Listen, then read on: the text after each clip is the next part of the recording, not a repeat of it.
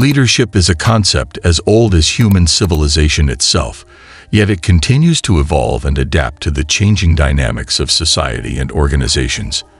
At its core, leadership is about influencing others to achieve common goals, inspiring and guiding individuals or teams towards a shared vision. However, the approach to leadership can vary greatly depending on the style employed by the leader. In this video, we will delve into various leadership styles, including autocratic, democratic, paternalistic, laissez-faire, and finally, situational leadership style. If you like this, please share this video, and also subscribe to our channel for more videos on business management. What is leadership? Leadership can be defined as the ability to motivate and guide others towards a common objective or vision.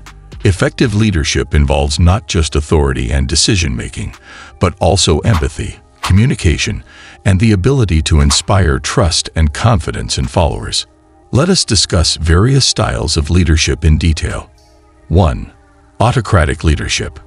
Autocratic leadership is characterized by a single leader who holds all the power and makes decisions without input from others. While this style can lead to quick decision-making and efficiency, it often stifles creativity and innovation. Examples of autocratic leaders include Steve Jobs, who was known for his decisive and sometimes dictatorial approach at Apple. Autocratic leadership is characterized by its ability to facilitate quick decision-making, providing clear direction and structure within an organization. With a single leader at the helm, decisions can be made swiftly without the need for extensive consultation or consensus building. This decisiveness ensures that goals are set and pursued with clarity, allowing for efficient execution of tasks and projects. However, while autocratic leadership may excel in providing swift guidance, it can sometimes stifle creativity and innovation by limiting input from team members. 2. Democratic leadership.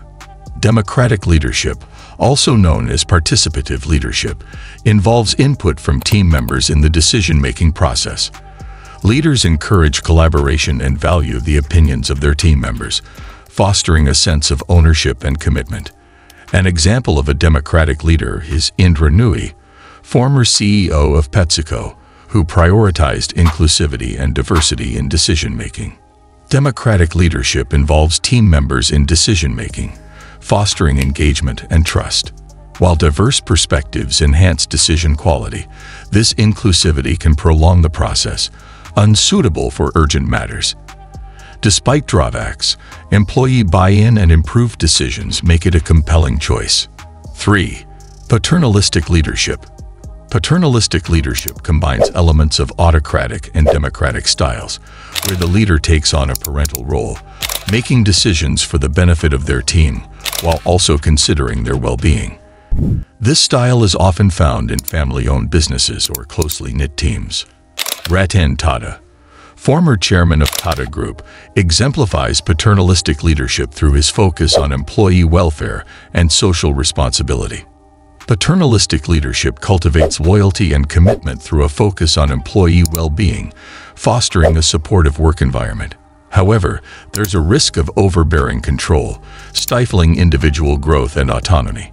While employees may feel valued and cared for under this style, the lack of independence can inhibit their development and creativity, potentially leading to stagnation within the organization. Thus, while paternalistic leadership can engender a strong sense of loyalty, striking a balance between support and autonomy is crucial for long-term success. 4. Laissez-faire leadership. Laissez-faire leadership involves minimal interference from the leader, allowing team members to make their own decisions and manage their own tasks. While this style can empower employees and foster creativity, it requires a high degree of self-motivation and competence among team members. An example of laissez-faire leadership is Google's co-founder, Larry Page, who encouraged a culture of autonomy and innovation within the company. 5. Situational leadership. Situational leadership involves adapting one's leadership style to suit the needs of the situation and the individuals involved. Leaders assess the readiness and capabilities of their team members and adjust their approach accordingly, whether it be more directive or supportive. An example of situational leadership is Nelson Mandela, who demonstrated adaptability and resilience in leading South Africa through a tumultuous period of transition. Situational leadership offers the advantage of flexibility, allowing leaders to adapt their approach to suit various situations and challenges effectively. By assessing the readiness and capabilities of team members, this style maximizes both individual and team performance, optimizing outcomes. However, its implementation demands strong interpersonal skills and emotional intelligence to gauge the needs of the situation and provide appropriate guidance. Despite its potential, effectively implementing situational leadership can pose challenges, requiring adeptness in navigating dynamic environments and balancing different leadership strategies to achieve desired results. So, to conclude, effective leadership is not a one-size-fits-all approach, but rather a nuanced understanding of different styles and when to employ them. By recognizing the strengths and weaknesses of each leadership style and learning from real-life examples, leaders can develop a versatile and adaptive approach that inspires and empowers their teams to achieve greatness.